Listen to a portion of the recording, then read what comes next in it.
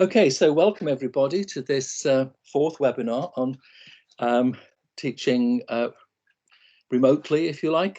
This one's on speaking.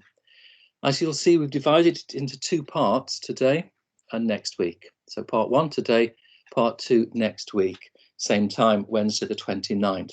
And that's because there's quite a lot of stuff, quite a lot of material, and I just felt it was overcrowded in one webinar. The housekeeping, I'm sorry for those of you who've heard this twice already, but here we go last time. The webinar will be recorded and you'll get a link to that when Max has done the edit. Keep your microphone muted so that any background noise your end doesn't come through, etc. If you have all the microphones on, we're going to get lots of disturbing noise. So please keep your microphone muted. Don't enable your camera, keep your camera off. This is to save bandwidth so that we don't slow down. Don't click on tabs or buttons and things, especially not the share button, and you don't need any of those. The only thing you might want to use is the conversation or chat tool to ask questions by typing them into the chat box, and we'll try to answer them at the end or do an FAQ on them. And finally, there will be a PDF of the slides, so you don't need to frantically copy everything down off the screen. You don't need to take screen saves or screenshots. It'll all be in the PDF, along with the web addresses, etc., etc. Okay, here we go. First of all, a few very quick things. There are webinars from Cambridge, Assessment English, a program of webinars on the papers, speaking, writing, listening and reading. There is the web address for it, and you can enroll for those webinars. I've got the dates are, there's one, I think, tomorrow, and then there's one on Tuesday, the 28th, and then the 5th and the 7th and the 12th of May. So there are quite a few webinars coming from Cambridge, and that address in the middle there is where to go to register. If you want to watch previous webinars, that's the address there of the Cambridge English YouTube channel. Notice that the URL was very, very long, so I've reduced it by using a tool called tinyurl, which compresses very long URLs into much shorter ones. Reminder from last time, 2 weeks ago, CUP are putting out extra resources. There's the link that you had a couple of weeks ago now to collections of online resources for books. Plus, there's more help and tips from CUP. Again, I've put a tiny URL link there. That's a more recent link that wasn't there 2 weeks ago. That's the latest from CUP, Cambridge University Press. Again, all of these links are in the PDF, so there's no need to worry about them. They're all there. And there are also some guides to teaching remotely. Again, that's new, I think. I think I put that in a couple of days ago or a week ago now. Okay, so all of those then are in the PDF and you can click on them from there. Okay, that's from CUP. Also, YouTube channels. I think this might be new from me. I've put here the addresses of the YouTube channels for various people. The first is Cambridge Assessment English. That's the exam people, then CUP and then OUP. And you'll be able to go to those YouTube channels. And for example, you'll find that there are videos on YouTube about how to use Zoom, for example, and things like that. Okay, so some YouTube channels for useful materials. Another let me just move on, sorry. Part two is next week, yeah, 29th. And if you have any questions, use the message tool to ask your questions and we'll try and answer them. Okay, so that's part two next week, speaking part two, 29th of April. Okay, over the 2 weeks, we're going to look at approaches which are synchronous and asynchronous. Just to remind you, synchronous means live and asynchronous means not live. And we'll look at those over the 2 weeks. Today, we're going to focus more on the asynchronous ones, and I'll explain why in just a second. We're also going to be revising and refreshing the idea of using screencasts, which we mentioned before, but also voice recording apps, which haven't been mentioned before. And they'll come up this week and next week. We're going to look at creating your own materials. We did that before with writing, and we'll do it again today with speaking. and next week as well, of course. Padlet, we mentioned that 2 weeks ago. Again, you'll see some Padlets for workflows and timelines. And also, we're going to be looking at various tools, not above there. So things like Quizlet, Vockaroo, TED, Oxford Dictionary, and so on. Those are split over this week and next week. So you won't see all of those this week. And you can see now why I had to split it. There was just so much material.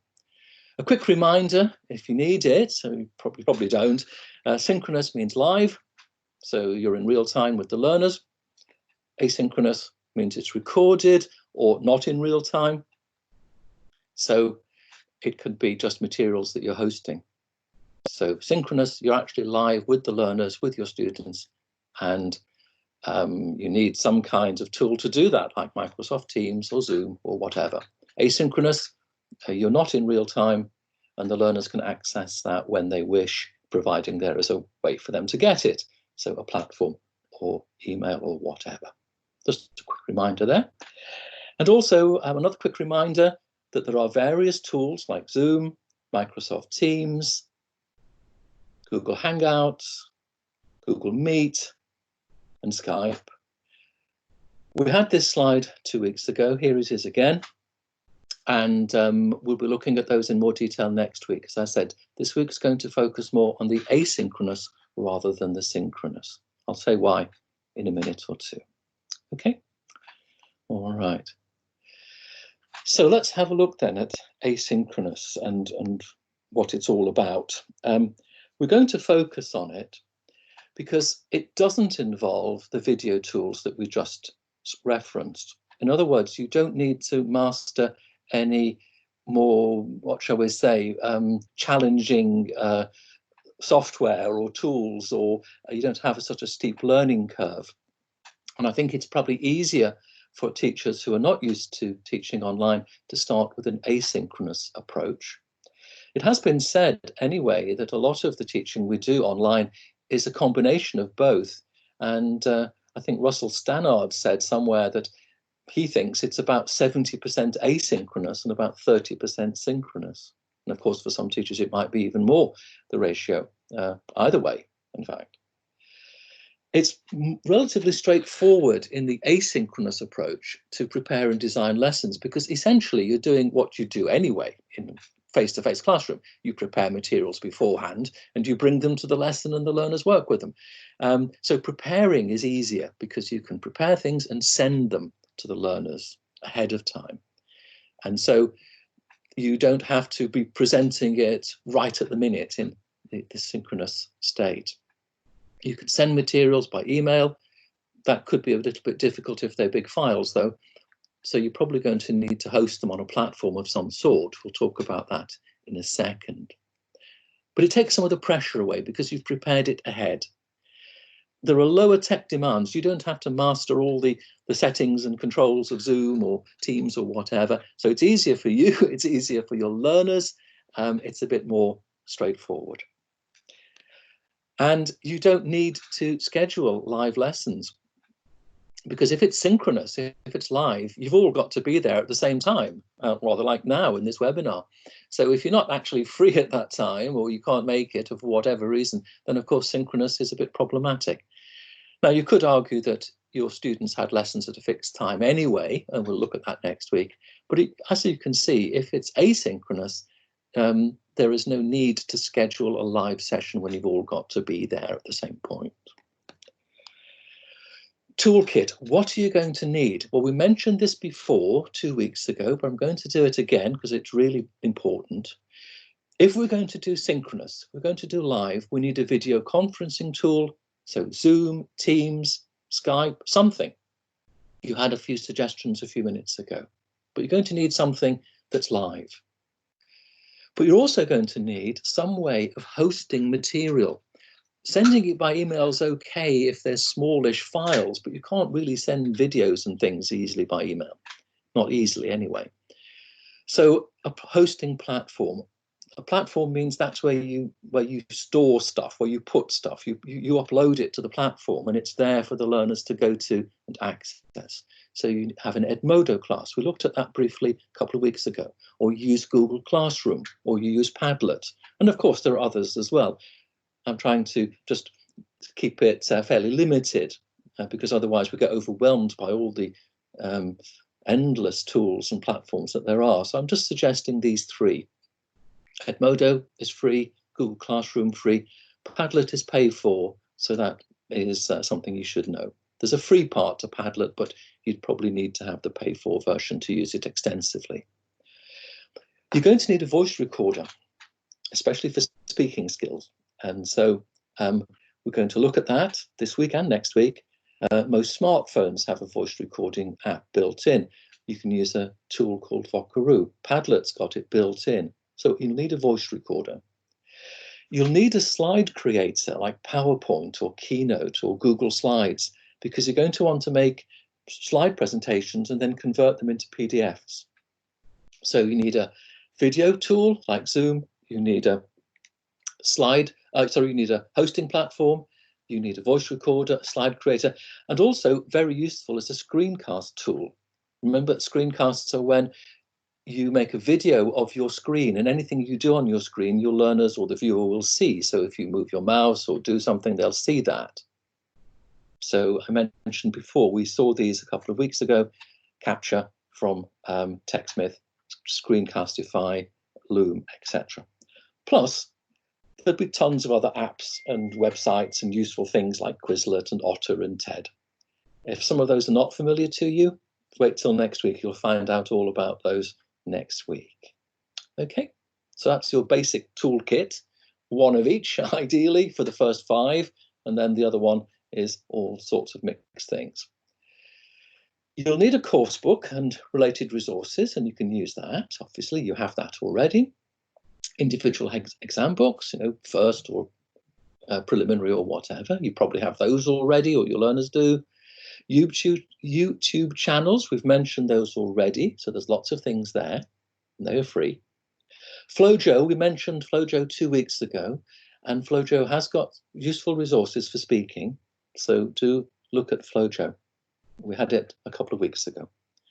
And I mentioned Russell Stannard a couple of minutes ago. Russell is a long-standing guru, if you like, about using things online and all sorts of tech things. And he's got his own website. There it is, teachertrainingvideos.com. And he's got lots and lots of useful tutorials and short videos, if you like, about 5-10 minutes long, about all sorts of things. Zoom, Google, Google Documents, all sorts of things. So too many to mention. So go and have a look at what Russell's got on offer. And there's quite a lot. You'll also hear a very nice London accent while you're listening to him. Before we go into some speaking activities, just a very quick reminder of the methodology, because with all this tech, sometimes we lose sight of the fact that we're actually language teachers and not tech fiends and techies. So we need to make sure that when we do our speaking component online, whether it's synchronous or asynchronous, that we've got a clear focus on what we're doing. And I think there are 3. So a speaking focus, the focus could be on the task and the content, not on the language and not on the organization, but task and content. So we can design tasks that check if the learners are aware of and if they're meeting the task requirements. So for example, if you have to compare 2 pictures, not 3, do they do that? Do they know that? We also could focus on whether or not they're developing the content points rather than simply mentioning them briefly. And the focus of their speaking. Are they focused on the task? Is it all relevant? Are they avoiding repetition? And also, what about the interaction in a shared task? Are they sharing the task, sharing the content? Yeah, so you could design a task which focused on areas there, a speaking task, I mean. But you could also focus on speaking sub-skills. So, for example, how to open, how to start things, how to get started with the 2-minute talk or the 1 minute on the pictures, how to maintain fluency, how to have little filling words and fillers that just keep you going, and how to deal with problems, for example, when you get stuck or you can't find a word. How to initiate and respond, that's really important for the interactive tasks. How to take turns. How to share the task. As we mentioned before, it's partly the task focus, but also it's a speaking skill where you can initiate the task and then hand it over to your partner, say. The interactive communication aspect that's assessed by Cambridge. And developing your answers by giving reasons and examples. And finally, re-expressing or rephrasing what you said, especially if you thought it wasn't clear or it wasn't quite right. So these are speaking sub-skills. So before we looked at task content, task focus, and now we're looking at sub-skills of how we actually do different things when we're speaking alone or when we're speaking with a partner. The third area, not surprisingly, is language. Focus on language. So you might want to design speaking tasks with a language focus, and I think that's highly recommended. So linking and organizing. How do you connect things? Grammar resources. Have the learners got the grammar they need, like conditionals, for example, or concession clauses like although and despite, and things like that. And this is really important, obviously, at C1 and C2, Advanced and Proficiency. They're going to need really complex and rich grammar resources. Vocabulary resources too. Can they avoid repetition? And can they use paraphrase? Can they work to word building so that they don't say the same word 3 times, but sometimes they say the verb, the noun, and the adjective from that word? Accuracy, of course. How good are they at keeping things reasonably accurate? Pronunciation, of course. Is it intelligible? And is it, do they use stress patterns effectively, for example, to emphasize things or make contrastive stress, particularly at C1 and C2? I would say at C2, it's really important to be able to do this. Use of question tags, that's also a language area. Inviting agreement and so on. And also the general discourse management, the language we use to keep things going and to manage the whole speech act. So there are 3 areas then for you to think about when you're designing speaking tasks. You can combine all 3 into a task, a bit of task focus, a bit of sub-skills, a bit of language, or you can focus on one of them more than the others, or even exclusively. That's your decision. But I wanted just to quickly check with you the components of the speaking rather than the tech of the speaking. Okay, let's have a look at how you can make your own materials. Of course, your course book has materials. Of course it does, but you might want to make your own for extra practice, especially since the learners are going to be working at home, perhaps, if they're asynchronous, they certainly are, and you just want them to have more to do, more to say. And most course book tasks are naturally designed to be done live in a classroom, so you might have to rethink how you do that when they're working on their own. So you might want to create some worksheets of exponents, for example, ways of agreeing and disagreeing, or things like that. Your course book probably has some already. You might want to make a worksheet of this with maybe a gap fill or something like this. You might want to make slides or PDFs of material. So, for example, putting together a little part 2 for first or advanced as a little package. Yeah, I'll show you one in a minute. One very important thing would be to create self-assessment / peer assessment worksheets. I have one combined. It can be done as self-assessment, and then there's the same thing repeated slightly differently for peer assessment. So the learner can assess their speaking task themselves, and if they share with another learner, which they can do, then they could peer assess. They could send each other the audio and assess each other, for example. But you need to create the worksheet for that. I'll show you one in a minute. Voice recordings, well, I've mentioned that implicitly. If they're going to help each other by sending things, they're going to have to send a voice recording, and that's why we need that voice recording app. and those voice recordings might be quite short, only a minute or two. After all, in the proficiency part 3 is a 2-minute talk. That's perhaps the longest individual term there is. In advanced and first certificate, it's just 60 seconds with the pictures. So the recording is not very long. Or they may make a screencast if they're a bit more ambitious. Or you might make a screencast.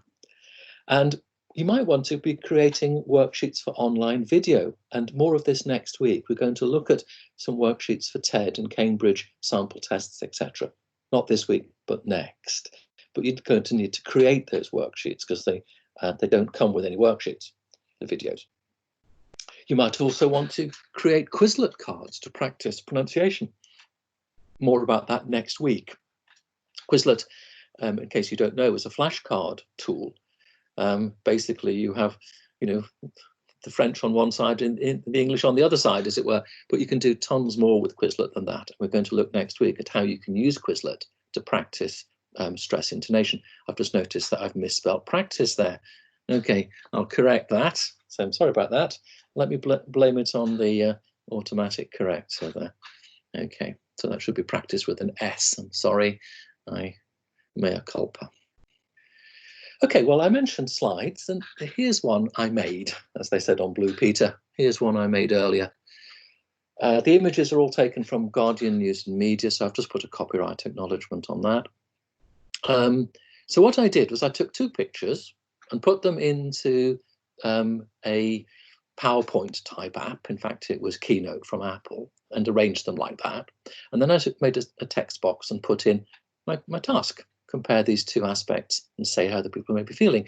Now, in class, you just have that in front of the students and they talk. Now, they're going to do that at home now, on their own. More about this later. Here are some exponents to help them. Notice how it's like a little package. You get the pictures and then you get some exponents.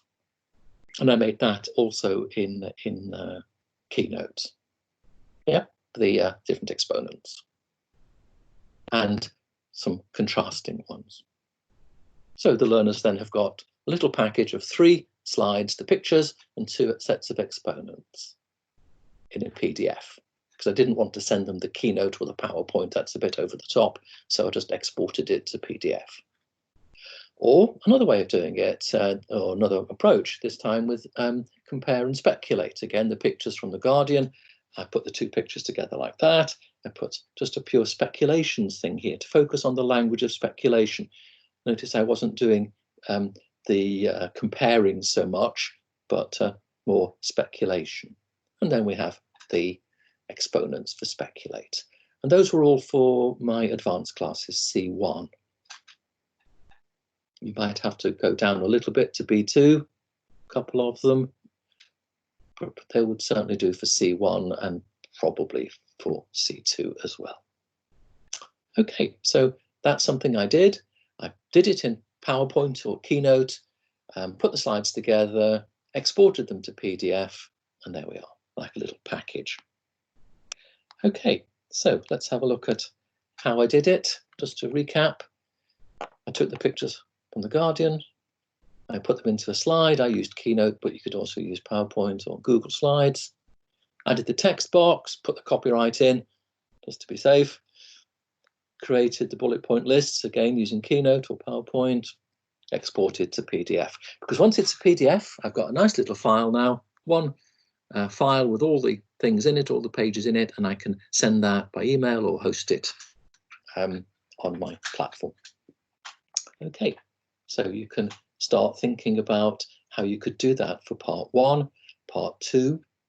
Part 3 and 4 are a bit more tricky because in advanced, I mean, and first because you've got to have shared task, but the principle is the same. You just need to make sure that you build in the pair. So it's basically making mini lessons, using slides, use Keynote, use PowerPoint, self-contained lesson on comparing and contrasting pictures, for example. Export it to PDF, it's easier to use.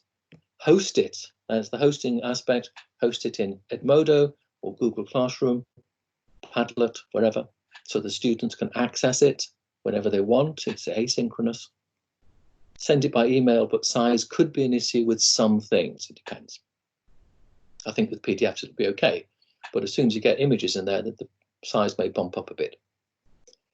Okay, so we've looked there at making little mini lessons that you can send to your learners or put onto a platform, and they can do some practice. We're going to take that further in a minute. We're going to see more that you can do there. Here's another reminder. I've been putting these reminders in because the last webinar was 2 weeks ago, and some of you may not have attended that webinar, in which case you won't have heard of screencasts at that webinar. Or if you did attend, maybe a reminder is still quite nice and quite useful, especially with all this terminology and technology. So screencasts are videos that record your desktop or a window within your desktop. I recommend that you always set the screencast to record just a particular window, not the entire desktop, because it's got too much on it and it could be distracting. You can record a voiceover and show your mouse, and so you will hear and see whatever happens on the screen. And you need a tool for it to do it. There are various ones, we had them earlier. And you can save them as MP4s, and then you can host it. Now, those would be too big to send by email. A screencast, it's going to be a few megabytes. So you can't easily host those. You can't easily post those. You can host them, but you can't easily send them. So you're going to need some kind of platform for that. Just a reminder, here are the screencast tools. You could take TechSmith Capture, which is free. That's what I use a lot. Snagit, pay for but inexpensive. We had this 2 weeks ago, so it's a reminder. Camtasia, expensive. It's more than you need. So go for Capture or Snagit there. Loom, free for education users. Screencastify, it fits in nicely with Chrome and Google. It's an extension add-on. There's the address for it. And also Padlet Backpack has a screen recording tool. I have to say, I'm going to be very honest here, my screen recording tool in Padlet Backpack doesn't work particularly reliably. Shortish ones are okay, but longer ones it sometimes fails to capture. It captures them, but it won't upload them. I can record them okay, but I can't view them later, which is defeating the point. So I've been in touch with Padlet and they're working on it, but I just wanted to be upfront with you and say that in my experience, I've had some little problems there in getting the screen recording tool that's integrated into Padlet to work satisfactorily and reliably. So that's just my experience. Maybe you're luckier than me and it works fine for you. But I wanted us to be straight there with you and tell you about my experience.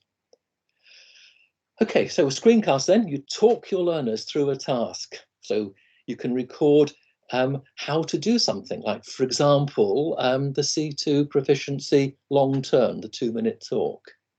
So you can set the task, so provide the task so the learners know what the talk is all about. Make a peer and self-assessment sheet. Remember, I said that was really useful because they need to assess how well they're doing. And provide other support, such as guidance, maybe a handout with some key points, do's and don'ts. Okay, so the screencast will talk the learner through it. So, for example, when you've done that, you then host it somewhere because it's way too big to send by email. So Edmodo, Padlet, etc. So I did one, just an example for you, the 2-minute talk, and I talked the learners through the task. So it's as if they were in class with me and I'm going through it with them. So I recorded it using TechSmith's Capture and I talked through a PDF I'd made. So I made the PDF of, you'll see it in a minute, and talked them through that. It's about 8 minutes long, so we probably won't have time to play all of it, but I'll play a bit just to give you the idea. And I put it, there's a link to my screencast page because I did it with TechSmith, that is part of the screencast. So that's one address to go to it. But also I embedded it into a Padlet timeline because I'd like the learners to see the whole lesson, if you like, and not be flipping from one site to another too much. So I put it into a Padlet timeline and I can show you that in just a second.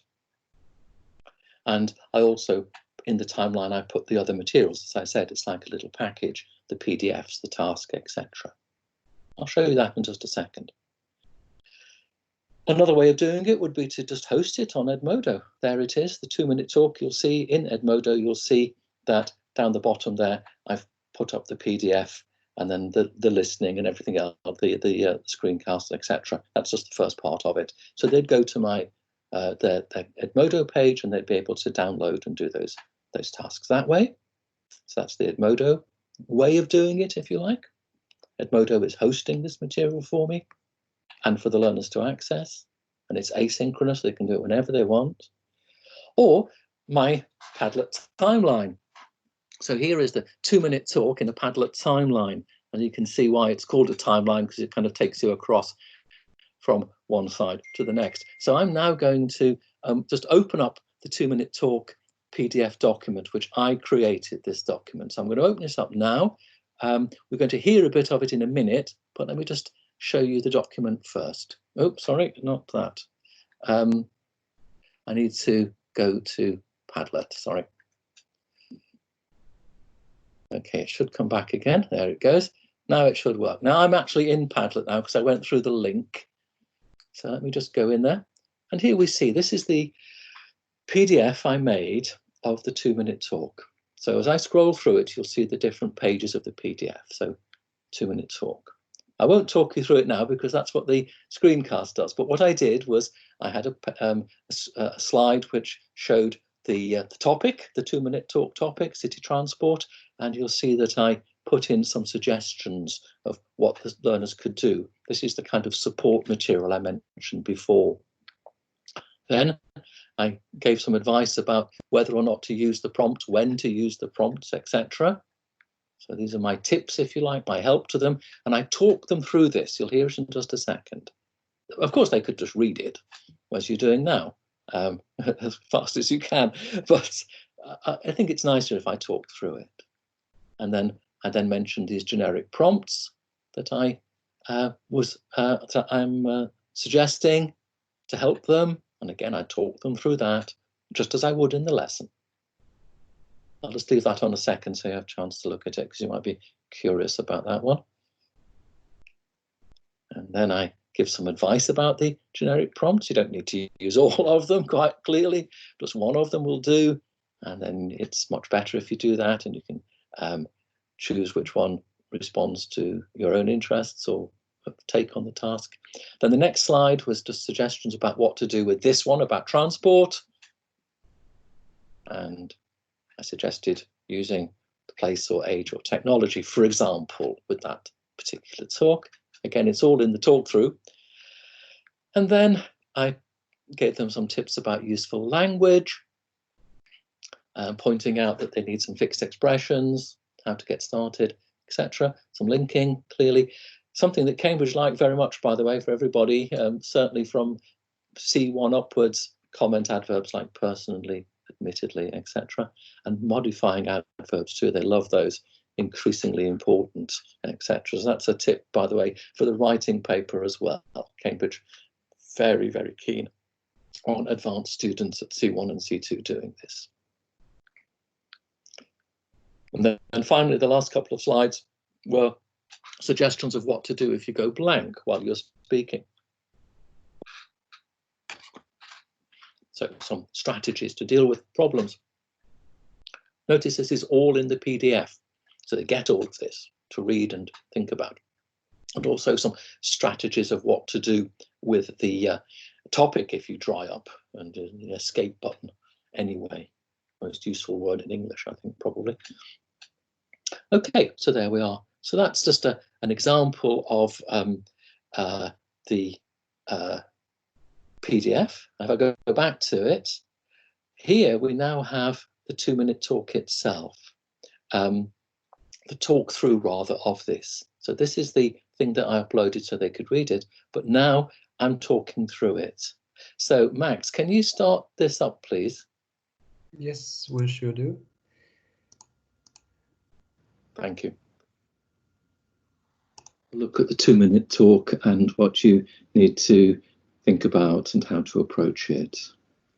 So first of all, you are given the task like this. You have a few seconds to look at it, and you'll notice that there are 3 bullet points of prompts. Now, it's really important that you know that you do not have to use these prompts. You can use 1 or 2 of them if you wish, all of them, none of them. It's entirely up to you. So these prompts are not compulsory, they're not obligatory. I think that it's better to look at the question, how can city transport systems be made to work better, and think about that rather than worrying about these. So what about some keywords? Well, it talks about city transport systems. So what do we mean? How big is this city? Where is it? And I think a specific example would be good.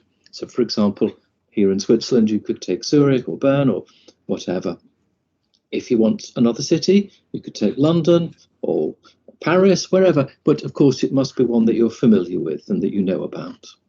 It talks about transport system. That seems pretty obvious, but it's maybe good to think that it's not just buses, but trains and trams and maybe other forms of public transport too, like boats, ships on the lake, or in Venice on the canals, whatever. And it says made to work better. What does it mean to work better? Is this in terms of being more reliable or more frequent, more trams in the timetable, or more comfortable, etc.? So you've got some things to think about there, these key words. And I don't think you need to use the prompts immediately. I wouldn't start with them. The prompts are not your ideas, they came with the topic, so they're kind of external to you, and you may struggle to see how they're relevant or how to say anything about them, and they may not actually help you very much. So I think it's better to look at the keywords for a starting point. So you can start off by saying, well, I'd like to focus on Zurich as my city because that's the one I know best, or something like this. And also, you can try to think about some generic prompts, and you'll see these in the next slide, and I'll say more about them. And you can always save the 3 given prompts for later, in case you really do need one or more of them in an emergency, then you've still got 3 in reserve. So what are these generic prompts? These are prompts that you could use according to the topic. So, for example, it may be that time and history are relevant. In other words, the topic may allow you to talk about how things were in the past and how they're different now. I don't think that applies to the one we're looking at here about transport. So okay, we'll Max, could we stop there, please? Thanks. Please. Okay. Thanks, Max. Okay. Welcome. Okay, so I now just go back to my PowerPoint, right? Or do I need to take the share back? Yeah, you need to take the share back. Right, thank you. Good, okay, thank you, Max, thank you very much. I stopped a bit early there, it goes on for a few more minutes, but you get the idea, yeah? Here I had a recording of myself doing it, a kind of demo. Then here there was a feedback sheet. Let's have a look at that. So I created a feedback sheet in Word for either peer or self-assessment. That was built in to my Padlet. And then I set a new task because we'd already done quite a bit on that, set a different task, and the learner does her own. She records her own version, and then she can have a look and apply this to it and see what she thinks. She can do it again if she wants to have a second go. An option would be to send it to a partner in the class, somebody else gets it, or send it to me. Okay, so those are just some examples of what, how we could put together a timeline for this task. Now, of course, I've chosen proficiency here, but of course this applies to the 1-minute talks about the pictures and so on. Yeah, it also applies to part 3 and 4 of first and advanced if the learner does it as an unshared task, just as a monologue, just for practice in talking about the points. So of course, that's not what happens in the exam. Okay, I think I need to go back to my PowerPoint, right? Okay, so how did I do it? I took a screenshot of the task using the handbook. I made the PDF of slides. You saw all of the slides there. There were about 8. I made the screencast. You heard a bit of it, the first quarter maybe. I recorded myself doing the task. You didn't hear that, but it's in there. And then I made the self-analysis checklist document. You saw that. And then I used the Padlet timeline to put it all together. Of course, I could have done that in Edmodo as well. It just would be slightly different delivery style, if you like. It would look different. I quite like Padlet because of that kind of clear, now you do this, now you do this, now you do this approach. Okay, so you can do that for lots of things with speaking. You're providing really a mini lesson that's been thought out before, prepared before, uploaded. Learner can do it in her own time whenever she wants or he wants. The voice recordings, well, when I recorded my version of the 2-minute talk, I had to record that. And so I need some way of doing that. You can use your smartphone. Most phones have got a built-in voice recorder, iPhones, for example, and they work very nicely and you can export it very easily. There are various other tools for Android and so on. You can use an online tool such as Vocaroo, and I'll show you that in just a second. Vocaroo is free. That's always nice. There are free apps for Google Chrome as well that can be integrated into Chrome. And some other apps actually have a voice recorder built in. So, for example, Evernote, if you have that, has a voice recorder built in. And you can also record directly into a Padlet using the voice recording tool. And you'll be pleased to know that does work very nicely for me. It was just the screencast one that was a little bit inconsistent. So, voice recordings then. You can record yourself, as I did in that lesson. You can talk them through a task. You can give a good model or a deliberately not so good model of the task. You can model intonation. You can model stress patterns. You can help with language. You can do all sorts of things. And the students are hearing your voice. First of all, you can say more in less time than you can write it. And the students hear your voice. You're still in contact with the learners. They're still connecting with you, with your voice. You can hear them. For all of you who've suffered under Selters teacher talking time or dreaded TTT, here's revenge of TTT. Learners can record themselves as well. If you can record yourself, they can record themselves. So they can do the task and they can compare it with my version, or they can evaluate it for themselves without comparing it. They can re-record a better version and compare the two versions they made. They can send it to a peer, to a colleague, to somebody else in the class. They can share it, or they can share it with the teacher. So I think a major thing for you to think about with developing speaking for exams is that the learners are recording their attempts at the various tasks.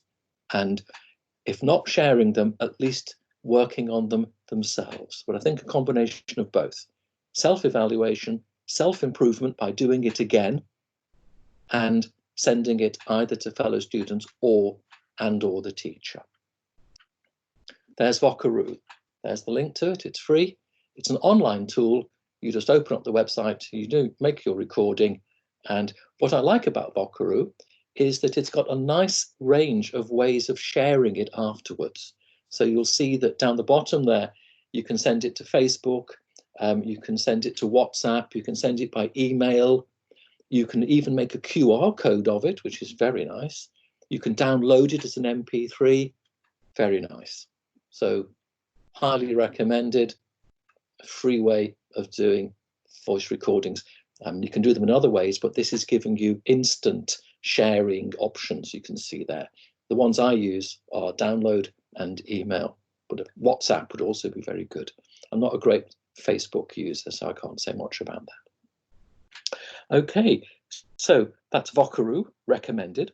A reminder about Padlet, you've seen it you've just seen it with the proficiency. This is a reminder. It's an online pin board that hosts things. Well, you've seen that. It has a basic free version with just 3 boards, which won't be enough for you, I'm afraid. The pay-for version is what you need if you're going to go into this, but I strongly recommend, if you're curious about Padlet, to get the free version, play around with it, see what you can do, see if you like it, and only then decide if you want to pay. It would be wrong of me to say that you must buy this. I think it's good investment, but I think you should make your own decision based on the free version. And Your learners can also post things to the board if you allow them. There are various settings that sometimes mean it's just you who can pin things up there, but sometimes, depending on the settings you've made, learners can also put things there, which would be nice for shared writing tasks, for example, or shared speaking tasks. They can put them all up and everybody can listen or read.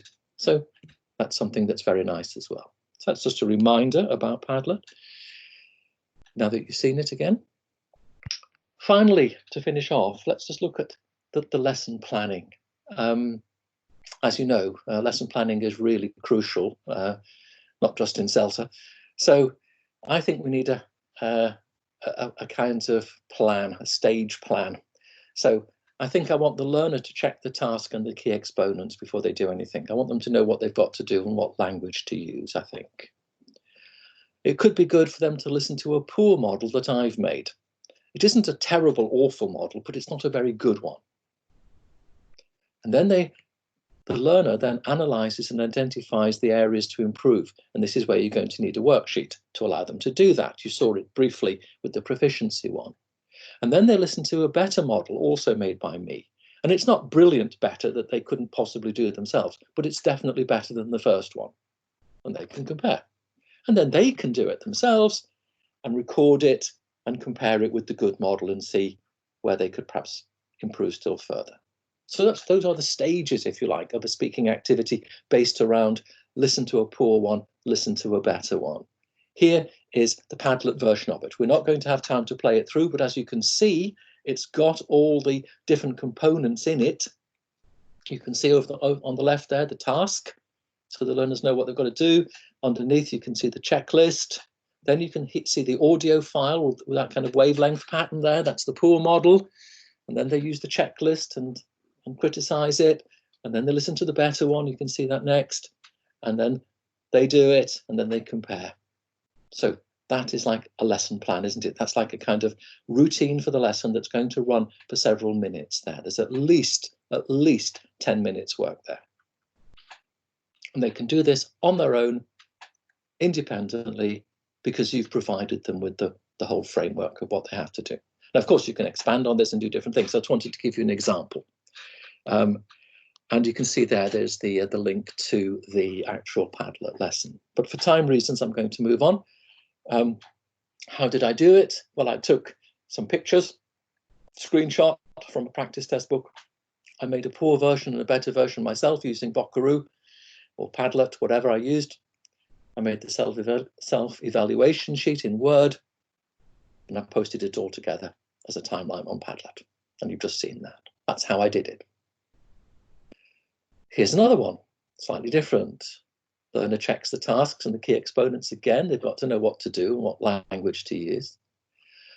The learner records her first attempt, maybe using a smartphone, plays it back and analyzes it, records the second attempt, compares with the first attempt. And that could be repeated a couple of times if you want to. So you can see, again, a different approach this time. It's the learner comparing her attempts. There's the timeline for it. There's the task on the left. There's some language underneath, comparing, contrasting all the things she needs. The learner can review the language as necessary. She records her first attempt. Then she has the self-assessment sheet there. You can see at number 4, second attempt, compare, and optional, could swap with another student, share notes, or send to the teacher, or can then, once the learner has these ideas, can then start doing it independently using other pictures.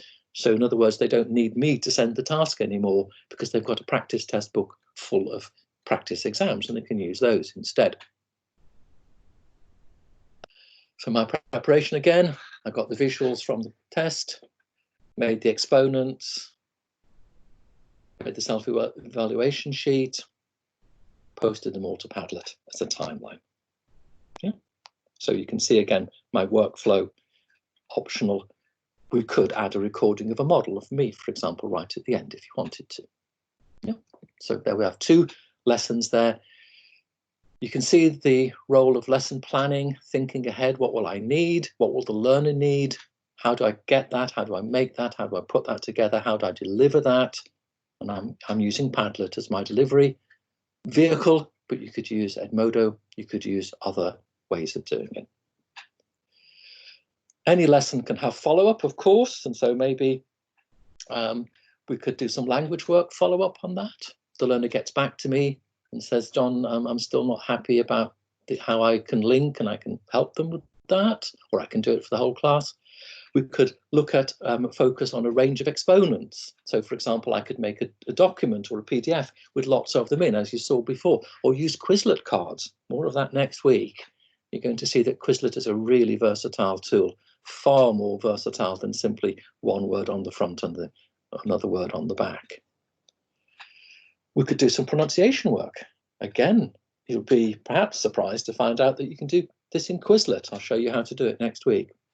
Or you could use WhatsApp, you could record into that. So some little bits of pronunciation work on stress or intonation, etc. Or I could give them some focus on task organization, comparing the pictures using a worksheet, like it's important to talk about one picture first and the second picture second, true or false, and things like that. Okay, so there's lots of things you can do for follow-up. All right, well, we're coming to the end. Reminder, speaking part 2 next week, 29th. We're going to be looking at Quizlet. We're going to be looking at Zoom. We're going to be looking at different apps that we haven't gone into yet. So quite a lot of new stuff next week. In fact, pretty much all new stuff next week. Same time, Wednesday the 29th. Remember that there's a PDF of the slideshow, which will be available. So what you're seeing now will come to you as a PDF, and all of those links that you saw in there are all clickable, so they should work. And recording will be available once Max has had a bit of time to do the edit on it. He just needs to tidy up any loose edges or things that might be not quite right. And we'll put together FAQs based on the webinars anyway, with common questions and so on. Okay, this is my goodbye message, but we have just a couple of minutes. So, Max, did any questions come in that you think I could answer? No questions so far. No questions so far. Okay, good. Well, that either means that everyone's gone, or it was so clear that there are no questions, or you've all fallen asleep. I don't know. Anyway, I hope it was clear. I hope it was useful. I wanted to give you practical examples of what you can actually do and how you do it. And the stress has been, as you've seen, on asynchronous. So not live, not using a video conferencing tool like Zoom or Teams and so on. We've had some webinars already. We had 2 on online practice resources. Oh, I did spell practice correctly there. That's good. That's the noun. Writing skills we did 2 weeks ago. We've got speaking this week, and we've got speaking next week. And there you can also go to our Swiss Exams website there. I'd like to thank Max for all his help and support in the background. He's my tech lifesaver, and he'll be putting together the things to send out to you in an email. You'll get the links, etc., and information about upcoming webinars and things as well. I think that's everything from me. I hope you've had an interesting and useful afternoon, and it's been worth your time and worth your while. Next week is going to focus on more synchronous things, although there will still be a little bit of asynchronous as well to show you. But I think I made a good decision to split it into 2 halves, because that was just half of what we had. And I think if we'd had all that in one webinar, it would have been a lot too much and far too quick. Okay, I hope it's been useful. I hope it's been clear. I hope it's given you some ideas. And keep healthy, stay healthy, keep safe, look after yourselves. Hope everyone's healthy in your families and circle of friends, and that you're getting on okay in these very weird and strange times. So that's all from me. I'll sign off there. Thanks very much, and hope to see you next week. Okay, bye everybody.